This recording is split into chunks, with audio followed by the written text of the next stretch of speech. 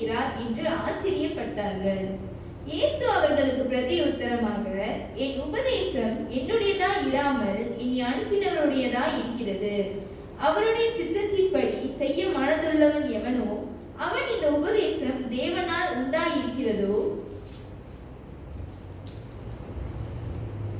நான் சுயமாய் பேசுகிறேனோ என்று அறிந்து கொள்வான்.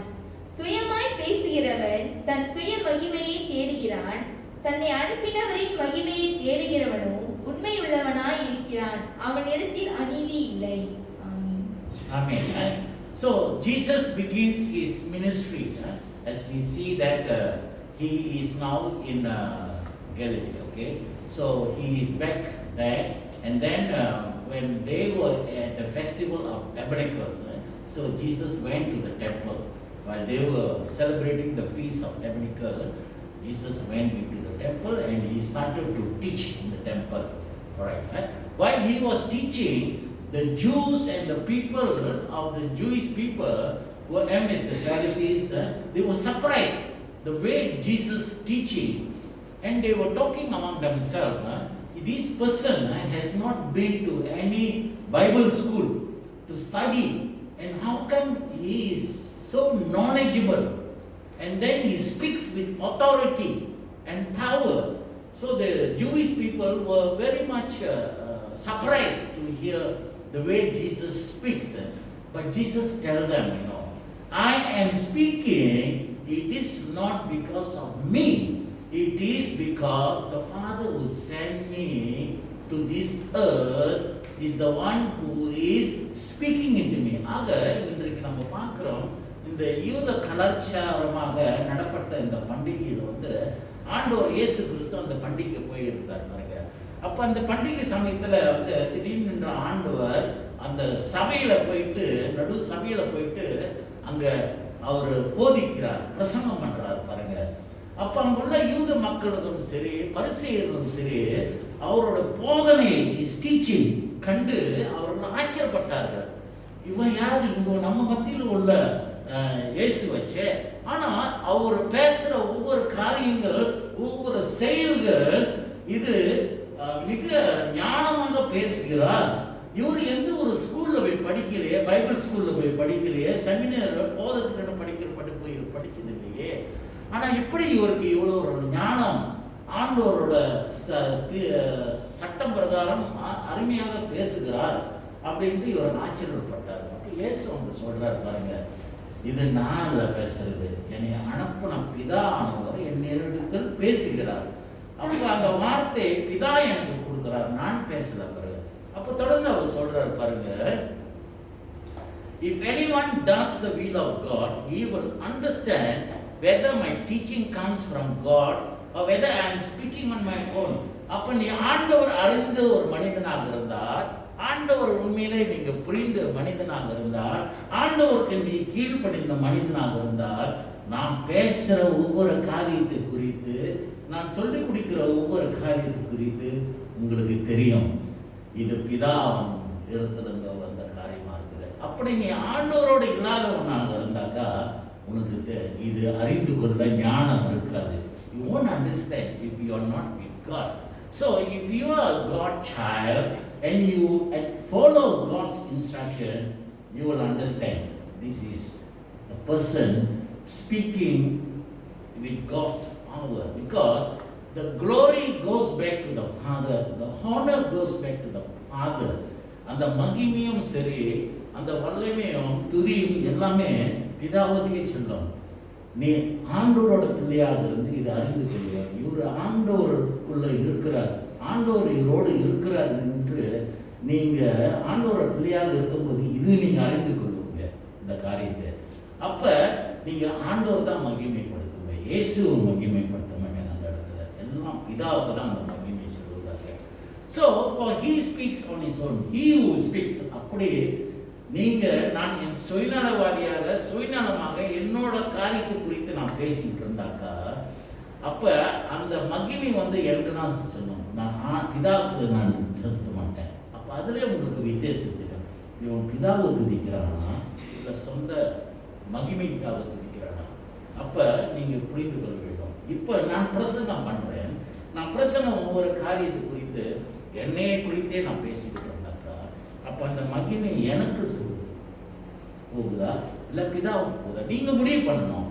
அப்படி நான் பிதாவை கனப்படுத்தி பேசிக்கொண்டிருந்தனாக்கா, எனக்குள்ள ஆவியானவர் பேசிக்கொண்டிருக்கிறார். எது நீங்க தெரிந்து கொள்ளும். அது கிறிஸ்து பிரியமானவர்களே, இன்றைக்கு இந்த உண்மை நீங்க தெரிந்து கொள்ள வேண்டும். ஆண்டவருக்குள்ளே நீங்க விசுவாசமா உண்மையாக இருந்தாக்கா இந்த காரியத்தை குறித்து நீங்க அறிந்து கொள்ளுங்க. Oke, di sini apa kita dapati semasa perayaan the Feast of Tabernacles. Yesus pergi ke tokong, ke tempat sembahyang itu, dan beliau semasa dalam perayaan itu tiba-tiba Yesus pergi ke tengah, tengah tempel itu, dan beliau mula mengucap dan mengajar. Jadi apabila beliau mengajar di situ, tiba-tiba para penguasa Yahudi dan orang Yahudi heran bagaimana Yesus dapat begitu banyak pengetahuan mengenai Tuhan. Kerana Yesus tidak pernah pergi ke sekolah untuk belajar mengenai Tuhan atau mengenai Taurat. Jadi dari mana dia dapat kuasa dan ilmu itu? Mereka hairan tengok kebolehan Yesus Kristus mengajar di tengah-tengah tempel itu. Jadi di sini apabila Yesus dapati mereka merumut bercerita tentang ini, dia menjawab kepada mereka. Yesus kata, yang aku ajarkan ini bukannya ajaran aku, melainkan Bapa Tuhan yang menghantarkan saya mengajar aku segala-galanya. Kerana ia adalah kehendak Tuhan dan kepujian untuk Tuhan. Jadi hari ini sesiapa yang boleh memahami apa yang saya cakap itu, jikalau you itu bersama Tuhan, jikalau you menghormati Tuhan, you boleh tahu, okey, ini ajaran dia itu, kuasa ajaran dia itu datang daripada Tuhan. Jadi jika seseorang itu mengajar ajaran mengenai sendiri, dia mencari kehormatan sendiri. Tetapi orang yang menghendaki kehormatan untuk orang yang menghantarnya, dia tak memuji dia. Jadi orang itu bukannya jujur dan tidak ada kepalsuan kepadanya. Kalau betul Tuhan yang menghantar, Bapa yang menghantar dia, ajaran dia, kita boleh tahu ini adalah orang bukan palsu. Dia adalah mencerita, mengajar kehendak Tuhan. So what we see here, the observation இன்றைக்கு இந்த சுசேஷ பகுதியில் நாம் தியானிக்கும் போது அதில் என்ன நம்ம பார்க்கறோம்னாக்கா, ஆண்டவராக இயேசு கிறிஸ்து அதிகாரத்தோடு அவர் பிரசங்கம் பண்ணுகிறார். Jadi di sini what we see here is Jesus was speaking and teaching in the middle of the temple with full authority. So here we can see that God is with him. Tuhan itu berada bersama dengan Yesus Kristus. Sebab itu Yesus dengan berani dan dengan penuh kuasa mengajar di tengah-tengah tempel itu. Jadi Tuhan ada bersamanya. Sebab itu dia mengajar dengan begitu kuasa dia, dan dia dapat pengetahuan semua itu kerana Bapa Tuhan yang memberi ilmu itu kepada Yesus Kristus. So what is that his teaching really amazed the Jews and the Pharisees? Apa yang membuat orang Farisi sini hairan dan terkejut mendengar apa yang Yesus mengajar. Jadi because perkataan yang digunakan oleh Yesus Kristus semasa dia mengajar, kita dapati dia menggunakan dengan kuasa, berkata bahawa beliau adalah I am, aku adalah aku. Because Jesus Christ is the word I am who I am. So this word I am who I am, nobody can use this word. யாரும் இந்த வார்த்தை நான் தான் அவன் நான், நானே நல்ல மேய்ப்பன் சொல்றாரு இல்லையா, நானே ஜீவா அப்பன். அப்ப நானே என்ற வார்த்தை யாரும் பயன்படுத்த முடியாது. Ada pida tawar, only the father, hanya bapa saja yang ada kuasa untuk menggunakan ayat aku adalah aku. Sebab itu adalah nama Bapa Tuhan. Jadi di sini Yesus Kristus menggunakan perkataan itu membuatkan orang Yahudi, the Jews, angry, marah. Oh, ini bermaknanya awak menuntut bahawa you adalah Tuhan, you adalah Bapa. Faham?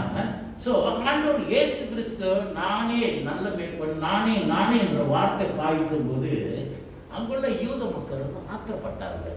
ஏன்னா இந்த நானே என்ற வார்த்தை பிதா தவிர வேற யாரும் அந்த வார்த்தைக்கு தகுதி இல்லாதவர்கள். அப்ப இயேசு கிறிஸ்து அந்த இடத்துல நானே என்ற வார்த்தை நம்ம தெரியும். 7 தடவை அவர் சொல்றார், நானே நல்ல மேய்ப்பன், நானே ஜீவன் அப்பன், நானே இந்த திராட்சை செடி, நானே வழியும் சத்தியம் ஜீவன், இதெல்லாம் நானே வாசல், பரலோகத்தின் வாசல். அப்ப இந்த நானே என்ற வார்த்தை யூத மக்களுக்கு அர்த்தம் வந்துச்சு. அப்ப இவன் பிதாவுக்கு சமப்படுத்துறான். இயேசு கிறிஸ்து நானும் பிதா ஒன்றுன்னு தான் சொல்றாரு. அப்ப இவருக்கு அந்த ஞானம் இல்லை. நீ ஆண்டவரோட பிள்ளையாக இருந்தாக்கா, ஆண்டவர்கிட்ட நீ உண்மையா இருந்தாக்கா, இந்த நானே என்ற இயேசு பயன்படுத்துவது உங்களுக்கு தெரியும். இந்த நானே ஆண்டவர் இயேசு பயன்படுத்துறாருனாக்கா, ஏனென்றா இயேசு கிறிஸ்து பிதாவால அனுப்பப்பட்ட குமாரன். Jesus is the one who was sent by the Father, his dear son, to save this world. Jadi bila kita baca Kejadian bab 3 ayat 14 dan 15, Exodus chapter 3 verse 14 to 15. Pasal Exodus bab 3 14 15 வாசிங்க. ஏன் ஆண்டவர் இந்த வார்த்தை குறித்து அதில் விளக்கம் சொல்லப்பட்டிருக்குது. Kejadian 3 ayat 14 hingga 15. அதற்கு தேவன் இருக்கிறவராக இருக்கிறேன் என்று மோசேயுடனே சொல்லி, தேவன் மோசஸ் கிட்ட பேசிட்டு இருக்கிறாருங்க. அப்ப பிதா மோசஸ்க்கு என்ன சொல்றார்? இருக்கிறவராக இருக்கிறேன், இருக்கிறேன் என்பவர் என்னை உங்களிடத்துக்கு அனுப்பினார் என்று இஸ்ரவேல் புத்திரரோடே சொல்வாயாக என்றார். மேலும் தேவன் மோசேயை நோக்கி, ஆபிரகாமின் தேவனும் ஈசாக்கின் தேவனும் யாக்கோபின் தேவனுமாய் இருக்கிற உங்கள் பிதாக்களுடைய தேவனாகிய கர்த்தர் என்னை உங்களிடத்திற்கு அனுப்பினார் என்று நீ இஸ்ரவேல் புத்திரருக்கு சொல்வாயாக. என்றைக்கும் இதுவே என் நாமம், தலைமுறை தலைமுறை தோறும் இதுவே என் பிரஸ்தாபம். பாருங்க, பிதா மோசஸ் கிட்ட சொல்றாரு பாருங்க, இந்த நாமம் who am I. இப்ப இந்த வார்த்தை இது என்னோட நாமம், இட் இஸ் மை நேம். இது இஸ்ரேல் மக்கள்கிட்ட சொல்லு, மோசஸ் கிட்ட சொல்றாரு. என் பேர் யார் நான் கேட்டாக்கா, I am who I am. இந்த வார்த்தை பிதாவோட பேரு. அப்ப இந்த பேரு நீங்க தலைமுறையாக இந்த பேரை நீங்க பயன்படுத்த வேண்டும். அது என்னோட பேரு, இதான் சொல்றாரு பாருங்க.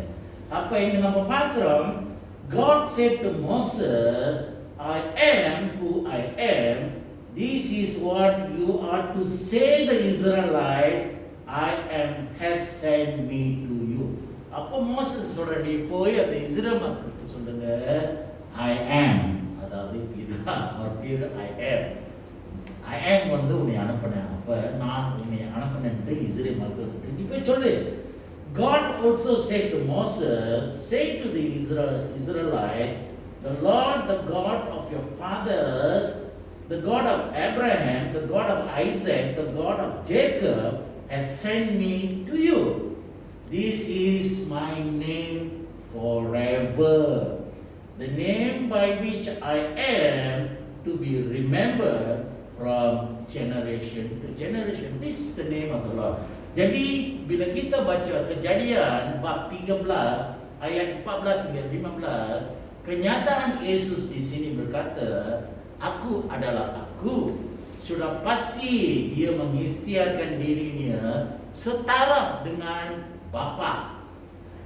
Hanya Tuhan seorang yang layak untuk menggelarkan namanya, aku adalah aku. untuk dipanggil semua keturunan. Jadi Bapa telah mengisytiharkan aku itu namanya nama Tuhan Bapa kita. Jadi nama ini seharusnya digunakan semua pengikut Yesus Kristus selama-lamanya, keturunan generation. ஆக இன்றைக்கும் நம்ம அறிந்து கொள்ள வேண்டும் நம்மளோட பிதா யாவே என்று சொல்லுவோம். ஆனால் இந்த இடத்துல பிதா ஆனவர் நான் தான் அந்த யாவே, ஐ ஆம் என்ற வார்த்தை தலைமுறையாக அன்றாடம் நம்ம ஆயிக்கிற அந்த வார்த்தை, அது பிதாக்கு தவிர வேற யாரும் அந்த தகுதி இல்லை. அப்ப இயேசு கிறிஸ்து தன்னோட போதனையில, when Jesus Christ was teaching to the Pharisees people in the temple, many times he has claimed himself, I am. I am the bread of life, I am the way, the truth. நம்ம யோவான் 8ஆம் அதிகாரம் வசனம் 56லிருந்து 57 வாசிக்கணும். யோவான் 8 வசனம் 56 57. Yohanes 8 ayat 56 hingga 59. Jesus is telling here, I tell you the truth, before Abraham was born, I am. அப்ப இந்த வசனத்துல வாசிக்கும்போது வாசிமா, உங்கள் பிதாவாகிய ஆபிரகாம் என்னுடைய நாளை காண ஆசையாயிருந்தான், கண்டு களி கூர்ந்தான் என்றார். அப்பொழுது யூதர்கள் அவரை நோக்கி, உனக்கு இன்னும் 50 வயதாகவில்லையே, நீ ஆபிரகாமை கண்டாயோ என்றார்கள். அதற்கு இயேசு, ஆபிரகாம் உண்டாகிறதற்கு முன்னமே நான் இருக்கிறேன் என்று மெய்யாகவே உங்களுக்கு சொல்லுகிறேன் என்றார். அப்பொழுது அவர் மேல் எரியும்படி கல்லுகளை எடுத்துக்கொண்டார்கள். இயேசு மறைந்து அவர்கள் நடுவே கடந்து தேவாலயத்தை விட்டு போனார். ஓகே, யோவான் 8:56-59 நான் பார்க்கும்போது இங்க நம்ம என்ன பார்க்கணும்னாக்கா, இயேசு சொல்ற பாருங்க, ஆபிரகாம் பிறக்காத முன்னுக்கு நான் பிறந்துட்டேன், நான் இருக்கிறேன் என்று சொல்றாரு. அப்ப இந்த வார்த்தை ஒரு யூதர் கேட்கும்போது ஆத்திரப்பட்டாரு. ஆபிரகாமோட வயசு என்ன? நம்மளுக்கு முன்னுக்கு எத்தனோ ஆண்டு முன்னுக்கு ஆபிரகாம் வந்து மரித்து அவர் பரலோகத்துக்கு போயிட்டாரு. ஆனா இவரோட வயசு இப்ப என்ன? இயேசு மறிக்கும் போது அவர் வயசு 33 தான். ஆபிரகாமோட வயசு என்ன? இவங்க வயசு என்ன? ஆனா ஆபிரகாம் வராத முன்னுக்கு இவர் இருக்கிறாரு, பிறக்காத முன்னுக்கு இவர் இருக்கிறாரு சொல்றாரு. அப்ப என்ன நம்ம ஞானத்தோட பேசுறானா அப்படின்ட்டு இங்க நம்ம பார்க்கிறோம். அப்ப ஆண்டவர் இது வந்து யூதருக்கு ஆத்திரம் உண்டாயிடுச்சு. இவனா கிறுக்கு மாதிரி பேசுறான், இவன் வயசு இப்பதான் 30 வயசு என்னமோ, ஆபிரகாம் வயசு எத்தனோ வயசு, இவன் ஆபிரகாம் பிறக்காத முன்னுக்கு இவன் இருக்கிறான் அப்படின்னு சொல்றானா அப்படின்னு ஆத்திரப்பட்டு இவர்களெல்லாம் என்ன பண்றாரு, அந்த கல் எடுத்து அவர் அடிக்க ஆரம்பிக்கிறார் இயேசு கிறிஸ்து. Jadi apa yang Yesus kata di sini, sebelum Abraham dilahirkan, aku sudah ada. Kemudian semua Yahudi di situ memungut batu untuk memukul Yesus. Tetapi Yesus menyembunyikan dan meninggalkan tempat situ. Kerana orang Yahudi marah kepada Yesus bila Yesus kata, saya sudah ada sebelum Abraham lahir. Kerana umur Yesus baru 30-an. Abraham telah lahir beberapa puluh tahun yang sebelum. Macam mana ini orang cakap dengan fikiran waras ke atau tidak? Jadi mereka marah. Dia baru 30 tahun, tapi dia cakap sebelum Abraham lahir dia sudah ada. Jadi mereka marah, mereka ambil batu nak memukul Yesus Kristus. Tapi Yesus Kristus mengelak daripada berlaku satu kejadian baik. Di situ dia keluar daripada tempat tokong itu. Jadi di sini apa yang kita dapati, apa-apa pengajaran அவர் சொல்லி கொடுத்த காரியங்கள் குறித்து யூத மக்கள் ஏற்றுக்கொள்ள முடியல. இவர் என்ன அப்படி பேசிட்டு இருக்கிறாரு, ஆனா ஞானமாக பேசுறாரு. ஆண்டவரோட மோசையின் கட்டளையெல்லாம் அழகாக அவர் விளக்குறாரு. ஆனா இருந்தபோது சில காரியங்கள் அவர் பேசும்போது இவர்களால ஏற்றுக்கொள்ள முடியல. நானே என்று அந்த பேரு தன் மேல அவர் ஏற்றுக்கொள்வது அவர்களும் ஏற்றுக்கொள்ள. இது வந்து பிதாவோட பேராச்சே. அப்ப இவன் வந்து என்ன பிதாவா? They are saying, are you God? You are comparing yourself equal to God. So what? You are God. அப்படிங்கும்போது நம்மளும் சில நேரத்தில் அப்படி தானே ஆத்திரப்படுவோம். நம்மளுக்கு நல்லா தெரியும் நீ என்ன யாரு. இப்போ நம்ம ஒரு கம்பெனியில் வேலை செஞ்சுட்டு இருக்கிறோம், சரிங்களா? அவனும் மாதிரியே ஒரு வேலைக்காரன், நீங்களும் வேலை சம்பளத்துக்கு வேலை செய்கிறீங்க. ஆனால் அவன் வந்து உங்களுக்கு அதிகாரமாக சொல்கிறேன், இது எடுத்தாங்கவே அது எடுத்தாங்கவே. அப்போ உங்களுக்கு ஆத்திரமாக வராங்க. நீ யாரா? நீ ஏமாறு தானே ஒரே பதவியில் இருக்கிற. அவர் நீயும் ஆப்ரேட்டர், நானும் ஆப்ரேட்டர்னு வச்சுக்கோமே. உனக்கு அதே சம்பளம், எனக்கு அதே சம்பளம். நீ ஏன் அதிகாரம் பண்ணுறது? நீ ஏன் நான் என் சூப்பர்வைசர் மாதிரி நீ பேசுகிற, இல்லை என் மேனேஜர் மாதிரி நீ நடந்துக்கிற, அதிகாரம் பண்ணுற அப்படின்றது உங்களுக்கு ஆத்திரம் வருமா வராதா? நீ என்ன என் மேனேஜரா? நீயும் ஒரு ஆப்ரேட்டர், நானும் ஒரு ஆப்ரேட்டர் தானே. அதுதான் இங்கே சூழ்நிலை. அப்போ யூத மக்கள் சொல்ற நீயும் ஒரு மனிதன், நானும் ஒரு மனிதன் தானே. ஆனால் நீ ஆண்டவருக்கு சமமா நீ பேசுறிய அதிகாரமா? அதுக்கு ஆத்திரப்படுறாரு. they cannot accept. ஆனால் ஆண்டவர் சொல்றாரு, இது நீங்க எப்படி ஏற்றுக்கொள்ளணும்னாக்கா, ஆண்டவர் பிதா ஆனவர்களோடு இருந்தாக்கா, அப்போ உங்களுக்கு அந்த ஞானம் உங்களுக்கு வந்துச்சுனாக்கா, பிதா தான். இப்போ இயேசு அப்படி பேசுறானாக்கா, இயேசு வந்து பிதாவோட குமாரன். அப்போ பிதா அனுப்பப்பட்ட குமாரன் அந்த அதிகாரத்துல பிதா கொடுத்துருக்கிறாரு. அந்த அதிகாரத்துல இயேசு பேசுறாரு. நீ ஆண்டவரோட உண்மையான கிரியாக இருந்தா இது உங்களுக்கு தெரியும், இந்த ஞானம் உங்களுக்கு அறியும். இப்போ உன்னால புரிந்து கொள்ளணும்னாக்கா, ஆண்டவர் உங்களோட இல்லை, ஆண்டவரோட வார்த்தை உன்னோட இல்லை. அதனால தான் நீ புரிந்து கொள்ள முடியல, உன்னால ஏற்றுக்கொள்ள முடியல. ஸோ இது ஒரு பிரச்சனையாக போனது யூதர் மக்கள். அப்போ ஆண்டவர் கிளியரா சொல்றாரு பாருங்க. இன்றைக்கு தலைப்பு பரலோகத்தின் வழி. இன்றைக்கு நம்ம பிரசங்கத்தின் வழி. இப்ப ஆண்டவர் அவரோட பிரசங்கத்துல அவர் சொல்லிக் கொடுக்கிற காரியத்துல apa yang Yesus mengajar kita hari ini, kerana tajuk hari ini kita adalah jalan ke pemerintahan Tuhan.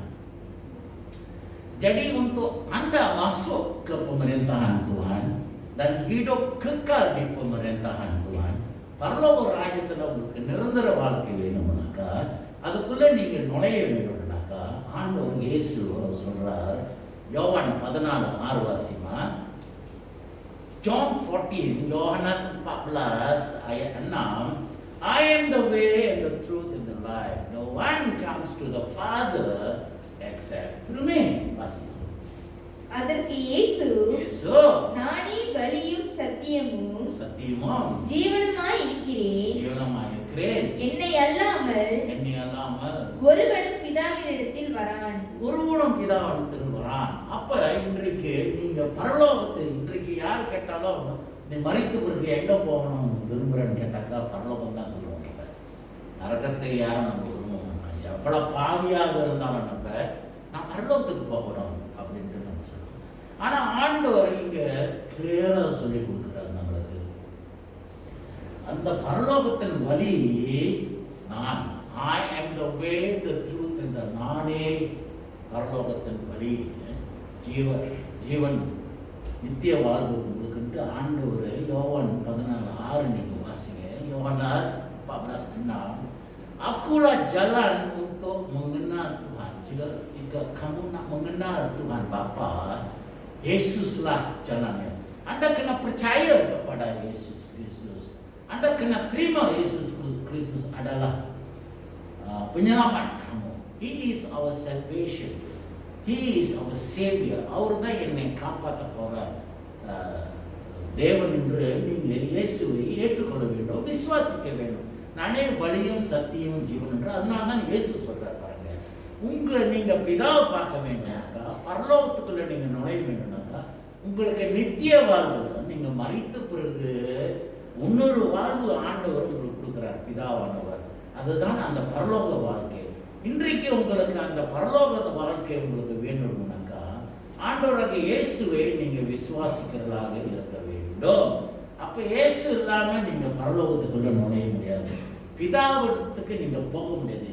Anda tak boleh masuk ke pemerintahan Tuhan dan berada bersama Bapa tanpa Yesus Kristus. Yesus Kristus Anda kena terima sebagai penyelamat kamu. Dia akan beri kamu kehidupan kekal selepas kita telah mati di dunia ini. Jiwa kita akan dibawa ke syurga oleh Yesus Kristus. Kerana Yesus Kristus adalah pintu untuk masuk ke syurga. அவர்தான் பரலோகத்தின் வாசல். அந்த பரலோகத்தின் வாசலோட சாவி இயேசு கிறிஸ்து தான் வைத்து கொண்டிருக்கிறார். அப்ப நீங்க இயேசு கிறிஸ்துவை நீங்க விசுவாசிக்க வேண்டும். ஆண்டவராக இயேசு இன்றைக்கு அவரை நீங்க நேசிக்கிறவர்களாக இருந்தாக்கா அவரோட பரலோக ராஜ்யத்துக்குள்ளே, ஏன்னா இப்போது அவர் பரலோக ராஜ்யத்தை நம்மளுக்காக வாசஸ்தலத்தை ஆயத்தப்படுத்தணும். He is preparing us to, dia menyediakan tempat untuk kita duduk selama-lamanya di syurga. Jadi anda kenalah berkhidmat untuk, you have to serve for Jesus Christ. ஆண்டவராக இயேசு கிறிஸ்து ஊழியத்தை நீங்க செய்வர்களாக இன்றைக்கு அழைக்கப்பட்டிருக்கிறீர்கள். ஊழியத்தின் பாதையிலே நீங்க நடக்க வேண்டும். ஆண்டவரோட சுவிசேஷத்தை நீங்க தான் அறிக்க வேண்டும். You are the one who is going to speak about Jesus Christ. You are the one who is going to share the good news about Jesus Christ. You are the one who is going to share the gospel to the non-believers. Many people didn't know who is Jesus Christ. அநேகர் இன்றைக்கு இயேசு யார் என்று அறியாமல் இருக்கிறார்கள். நீங்க ரட்சிக்கப்பட்டுக்க, நீங்க அறிந்திருக்கிறீங்க.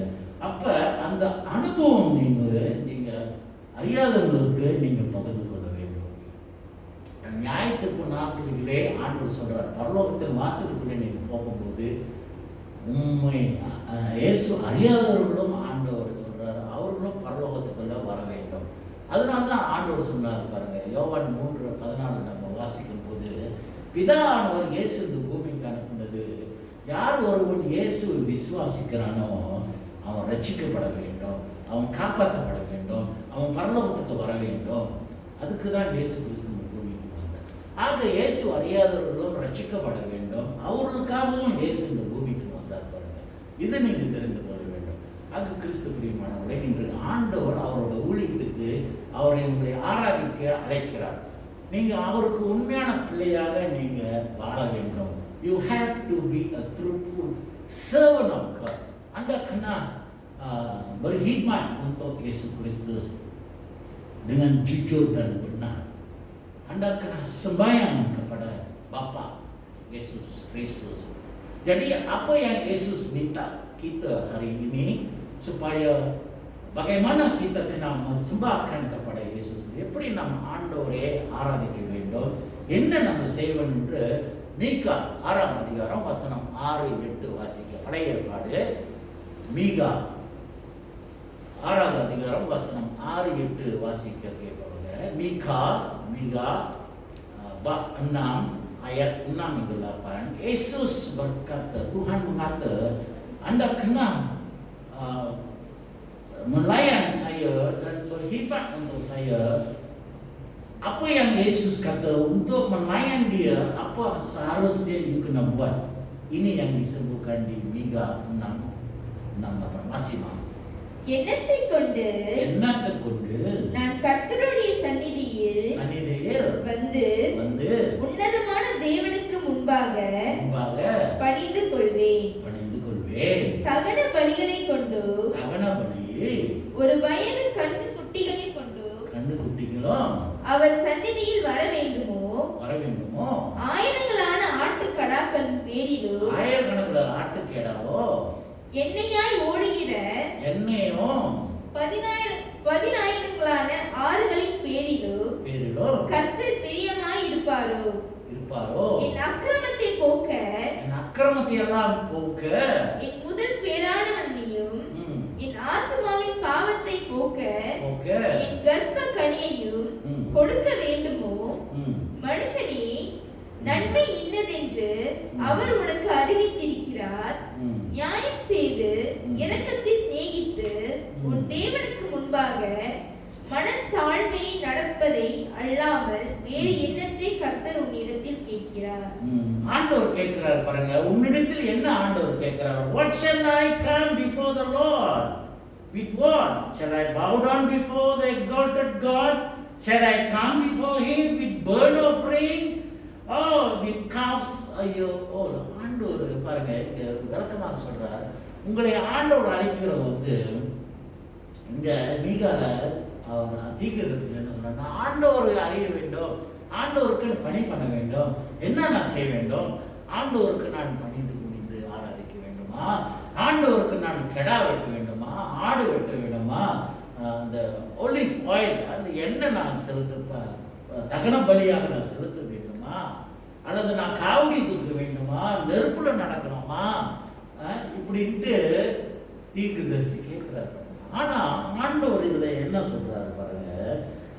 தொடர்ந்து 7வது வசனத்துல, will the Lord be pleased with 1,000 of the rams and 10,000 rivers of oil? Shall I offer my firstborn for my transgression, for my sin, the fruit of my body for the sin of my soul? என் பாவத்துக்காக நான் என்ன நான் பலியிடு செய்ய வேண்டும்? என் முதல் பிள்ளையை நான் பலியிடாக கொடுக்க வேண்டுமா?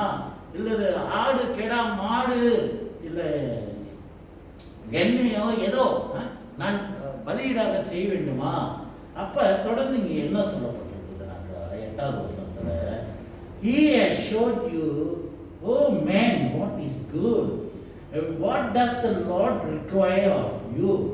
ஆண்டவர் உன்னிடத்தில் என்ன எதிர்பார்க்கிறாருனாக்கா, to act justly and to love with mercy and to walk humbly with God.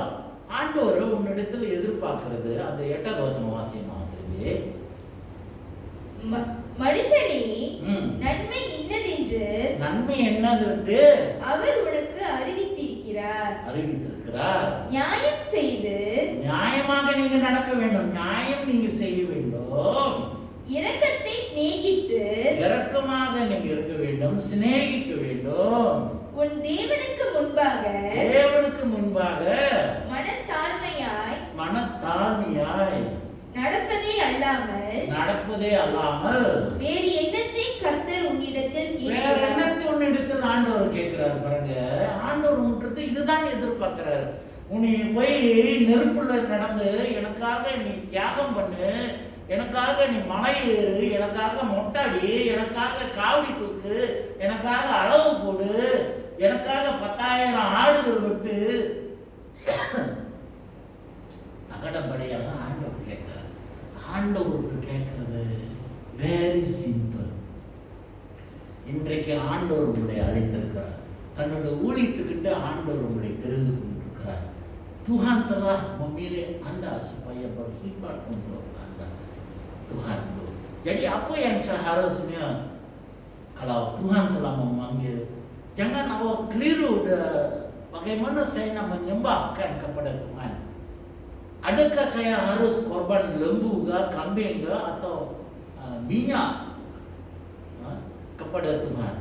Jadi Tuhan berkata di sini, kalau kita baca ayat 8 itu, Tuhan hanya mau kamu berlaku adil, நியாயமாக நீங்க நடக்க வேண்டும். அதுதான் ஆண்டவர் எடுத்துக்கொள்கிறார். ஒருவன் உங்க சிநேகிதன் எந்த சூழ்நிலை எந்த காரியங்கள் இருந்தாலும் நீ நியாயமாக அவனுக்கு நடக்க வேண்டும். அவனுக்கு செய்ய வேண்டிய பணிகள், அவனுக்கு கொடுக்க வேண்டியது எல்லாமே நீ நியாயமாக செய்யணும். You kena beradil kepada saudara kamu, kepada kawan kamu. Kalau sesuatu berlaku atau kamu telah dijemput untuk berada di situ, jadi Anda kena berlaku adil kepada semua orang. அதுதான் ஆண்டவர் உங்களுக்கு எதிர்பார்க்கிறார். நீங்க நியாயமாக நடக்கிறவர்களாக எதிர்பார்க்கிறார். தொடர்ந்து அப்ப Tuhan mau daripada kamu adalah mengamalkan kasih sayang di antara satu sama lain. Love one another. அதுதான் ஆண்டவர் கற்பனை. உன்னை நீ நேசிக்கிறது போல உன் சகோதரனை நீ நேசிக்க. நான் நல்லா இருக்கணும்னு நீங்க விரும்புறீங்கல்ல, நான் பார்க்க அழகா இருக்கணும், தலை அழகா சீவிருக்கணும், மூஞ்சி நல்லா இருக்கணும் நீங்க எதிர்பார்க்கல. அதே போலதான் ஆண்டவர் உங்களிடத்துல